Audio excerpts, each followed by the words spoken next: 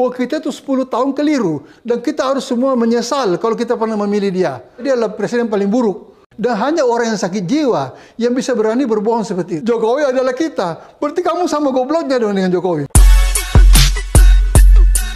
Jokowi itu orang sakit jiwa. Kita ini para pemilih Jokowi adalah orang-orang goblok. Ini yang ngomong profesor katanya. Ini orang yang mencoreng gelar akademik. Copot, Anda punya gelar itu. Nggak pantas, coy. Nggak pantas. Dan kita sebagai masyarakat yang Anda terus bawa-bawa, ini aspirasi rakyat, tai kucing. Rakyat berapa persen yang Anda wakili? Coba kita cek sama-sama nih. Dan dia membuka kartunya, sebetulnya siapa dia? Ya, makanya nggak murni juga sebagai akademisi, sebagai seorang profesor, guru besar. Enggak. Kita nggak bakal tertipu dengan embel-embel itu. Bahwa kita itu 10 tahun keliru dan kita harus semua menyesal kalau kita pernah memilih dia. Dia adalah presiden paling buruk. Dan hanya orang yang sakit jiwa yang bisa berani berbohong seperti itu. Bahwa bangsa ini harus anti kebohongan. Bangsa ini harus sensitif terhadap kemungkinan penipuan penguasa. Ada satu sindikat besar yang bekerja untuk menempatkan dia. Setelah jadi wali kota, menjadi gubernur DKI, menjadi presiden sampai 2 kali. Itu tidak mungkin adalah hasil dari kehebatan dia sendiri. Ini ada satu konspirasi yang bekerja. Yang Anda tidak pernah bisa tahu. Karena berbahaya sekali, Pak. Kalau tiba-tiba rakyat kita percaya bahwa Jokowi itu baik. Bahwa Jokowi tidak bikin kesalahan. Itu racun. Racun buat bangsa kita. Jokowi adalah kita. Berarti kamu sama gobloknya dong dengan Jokowi. Bapak Profesor Rias Rachid. Assalamualaikum. Waalaikumsalam. Sehat, Prof? Sehat, alhamdulillah. Kelihatannya apa yang dilakukan Jokowi ini kalau menurut Prof Rias ini dari kacamata ilmu politik dan ilmu pemerintahannya, bahwa orang ini kan sebenarnya tidak layak memerintah ya? Sangat tidak layak. Oke. Ya ibaratnya ya, jadi camat aja nggak bisa. Oh gitu, Prof? Ya, camat itu kerja keras, itu punya harga diri, punya kemampuan untuk memimpin. Oke. Ya.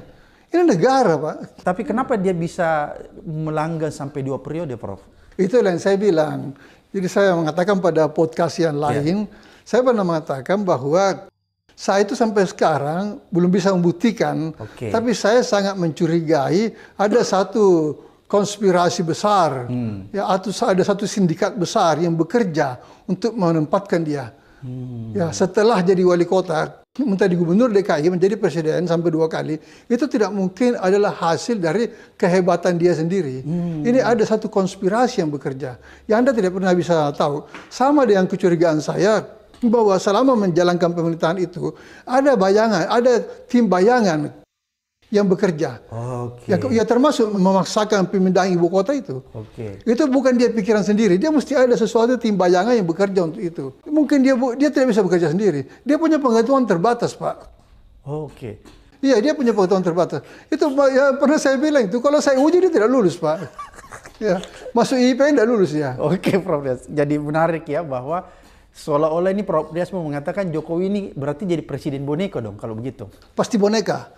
Bukan bonekanya PDIP. Selama ini kita salah sasaran. Seolah-olah bonekanya PDIP. PDIP saja kewalahan hadapi dia. Ya toh? PDIP kan cuma dipakai untuk tumpangan, setelah itu ditinggalkan. Terbukti kan?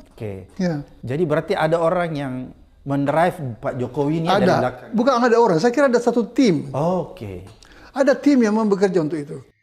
Jadi orang ini bukanlah pemimpin yang genuine ya? Oh tidak, sama sekali tidak. Oh enggak ya? Sama sekali tidak genuine. Jadi dia bukan pemimpin yang merakyat, populis yang waktu awal-awal kita dia memaksakan tampilan merakyat. Ya, tapi dia bukan pemimpin yang merakyat karena dia tidak mengerti aspirasi rakyat. Jadi pemimpin yang merakyat adalah pemimpin yang mengerti aspirasi rakyat. Dan dia komit dengan rakyat. Dia hidup mati dengan rakyat. Dia rela berkorban mendahului rakyat.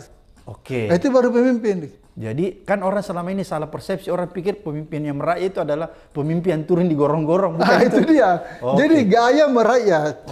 Lalu ada beberapa orang yang lugu di antara elit-elit kita itu berani-beraninya dan tidak malunya berkampanye dulu. Jokowi adalah kita. Berarti kamu sama gobloknya dong dengan Jokowi. Kok bisa-bisanya? Ya. Jokowi adalah kita. Seharusnya dia mengatakan kita adalah Jokowi, artinya kita akan membantu Jokowi untuk sukses. Tapi kan dibalik, Jokowi adalah kita, jadi kita langsung menurunkan kita punya martabat. Ya, itu memalukan sekali. Ini orang harus bertobat yang pernah mengatakan ini. Kalau tidak dia repot dia. Jadi Pak Rias ini tidak termasuk orang yang pernah menyatakan Jokowi adalah kita ya? Oh sama sekali, saya sangat riku melihat itu. Malu saya. Kok ada orang tidak malu mengatakan itu ya? Merendahkan dirinya. Kalau saya bilang Jokowi adalah saya atau kita, saya merendahkan saya punya perjuangan untuk menjadi seorang intelektual kan. Prof Rias dia sebagai orang yang pakar politik, pakar pemerintahan, waktu pertama-tama melihat nih jalannya pemerintahan Jokowi di Solo, kemudian naik ke Jakarta, terus menembus jadi presiden, ada nggak feeling Prof Rias, kok orang begini bisa jadi presiden? Saya sudah rasakan Pak. Jadi saya mau bilang, pada waktu Pilkada Jakarta 2012, saya kan ketua timnya Fauzi Bowo. Jadi saya tahu betul bagaimana Jokowi bekerja. Nah, sebenarnya pada waktu itu Jokowi itu cuma datang tampil begitu aja. Yang bekerja itu Ahok dengan timnya. Ahok kan punya jaringan, ya maaf aja, dia punya jaringan kelompok Chinese, non Muslim. Ya, dia itu kuat, ya, dia kuat dan dia itu yang sebenarnya bekerja di lapangan. Ya bisa kontak sana sini, ya termasuk yang menghubungi mungkin Prabowo. Ya, Jokowi itu bukan siapa-siapa. Ya, tapi dia dipaksakan untuk jadi calon gubernur. Konon kabarnya PDIP sendiri awalnya ragu-ragu. Tapi saya dengar ada desakan dari sekelompok orang, termasuk dari Gerindra, Pak Prabowo sendiri. Entah dari mana dapatnya informasi, Pak Prabowo, Pak Hashim itu dua oknum Gerindra itu yang meyakini bahwa Jokowi ini baik untuk didorong ke Jakarta. Jadi sehingga jaminan Prabowo lah dengan Gerindranya itu yang memungkinkan PDIP setuju mendukung dia. Karena pada waktu itu PDIP tidak memenuhi syarat untuk mendukung calon sendiri. Jadi dipaksa. Jadi ini semua orang-orang yang tertipu. Kasihan ya. Ngomongnya itu disandarkan pada benar-benar emosional. Kebencian. Kita lihat sama-sama. Jadi yang dari awal dia terangkan, Abraham Samad ngomong profilnya sebagai seorang profesor, lalu kalimat-kalimat kotor dia keluarkan, lalu dia katakan bahwa saya ini ketua tim pemenangan Fauzi Bowo dulu, rival Jokowi pas DKI. Berarti udah copot gelar profesornya. Artinya di dalam hal ini ketika dia ngomong sedang bukan jadi profesor, sedang menjadi politisi, orang yang sakit hati karena kalah, jagoannya kalah, dia ketua timnya. Maka di dalam hal ini saya kadang-kadang heran dengan orang-orang yang mengklaim dirinya sebagai seorang profesor. Gelar akademik tuh, gelar kehormatan tuh, mulia tuh. Sebagai seorang dosen misal, sebagai seorang pengamat, sebagai seorang aktivis. Mereka-mereka itu bila ingin menempelkan stempel di tubuhnya sebagai orang-orang itu, mestinya netral, berada di tengah. Jangan sampai apalagi jadi ketua tim pemenangan. Jangankan sekelas ente yang punya gelar-gelar akademik, seorang ulama, gelarnya gelar sosial, ya, seandainya dia ngomong urusan kepentingan politik, lalu dia memakai jubah agama, lah kita akan tetap sama melihat dia bukan sebagai seorang ulama, tetapi sebagai seorang politisi atau setidaknya jubir politik. Begitu. Jadi biar tidak kabur itu, kita ini menilai sesuatu sesuai dengan tracknya. Ya. Contoh pengamat politik yang benar Adi Praitno. Kodari itu bukan pengamat politik dulu. Dia akan dipanggil di televisi itu pengamat politik. Padahal ada kecontohan politik kepada Prabowo Subianto. Saya perperan, dia bukan pengamat politik. Ya meskipun saya juga dukung Prabowo, tapi saya jujur, dari dulu saya mengatakan Kodari bukan pengamat politik. Karena ada kecondongan politiknya. Adi Pray itu nggak ada. Di tengah dia. Refli Harun, pakar hukum tata negara. Sembari belum jadi pakar, baru pernah jadi dosen. Pengamat politik juga sama tuh. Ya, apa namanya, ketika diundang tuh sebagai pengamat politik. Tetapi ada kecondongan politik, gugur ente. Ya, jubir aja. Bukan pengamat politik, bukan pakar hukum, apalagi tata negara. Ya udah, jubir Anies. Biar semuanya sehat itu melihat sesuatu. Nggak apa-apa kita sebagai seorang ulama, kita sebagai seorang profesor, kita sebagai pengamat, kita sebagai siapapun aja, sah-sah saja mau ada kecondongan politik. Cuma jangan merasa bahwa Anda sebagai seorang profesor ketika sedang menjadi jubir atau sedang menjadi tim sukses salah satu paslon. Ya. Karena pandangan-pandangan pasti tidak akan objektif, pasti akan sangat subjektif. Apakah boleh seorang profesor punya pandangan yang subjektif, tidak objektif?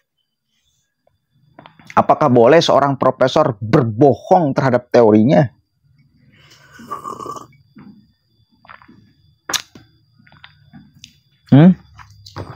Gitu. Jadi aktivis misal, ada aktivis, tapi ada kecondongan politik. Wis, bukan aktivis. Aktivis itu nggak ada kecondongan politik mestinya.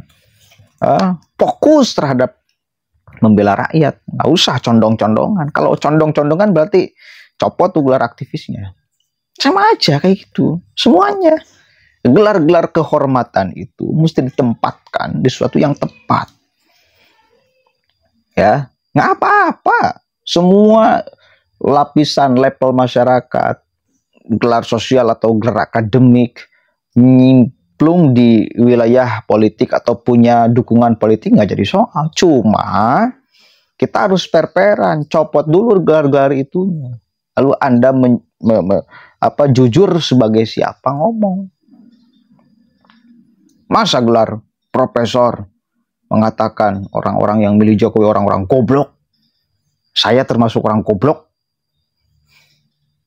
Jokowi adalah presiden terburuk sepanjang sejarah. Nggak apa-apa lah, itu persepsi dia kan. Bukan persepsi seluruh masyarakat Indonesia atau mayoritas masyarakat Indonesia. Persepsi dia. Nggak layak tuh seorang profesor mengeluarkan persepsi kayak gitu. Karena faktanya masyarakat mayoritas itu masih dukung Jokowi. Faktanya juga kepilih 2 periode. Mungkin Jokowi itu natural dipilih masyarakat. Kata siapa ente? Dia punya prestasi ketika wali kota Solo kok. Dan kita sebagai masyarakat melihat itunya kok dari Jokowi. Dia berprestasi luar biasa di Solo. Murni karena masyarakat melihat Jokowi itu sama memang seperti kita. Kebiasaannya dan lain sebagainya. Jadi kemenangan Jokowi itu murni karena masyarakat menginginkan dia untuk jadi. Bukan karena ada desain. Bukan Mega ini bukan PDI yang mengendalikan Jokowi. Ada satu tim, meskipun belum bisa dibuktikan, tetapi itu pandangan saya. Kacau kan profesor ngomong kayak gitu. Dia tak punya bukti, lalu seolah meyakini 100% dan dia sebarkan di publik. Apa tidak kacau? Apalagi disandarkan pada kebencian. Kan kacau. Maka, sekali lagi saya katakan, gak layak. Masih nempel ketika ngomong seperti itu, gelar profesor di dirinya.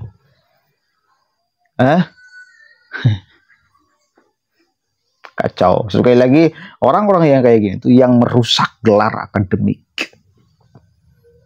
Kita sebagai masyarakat menjadi sangat pesimis.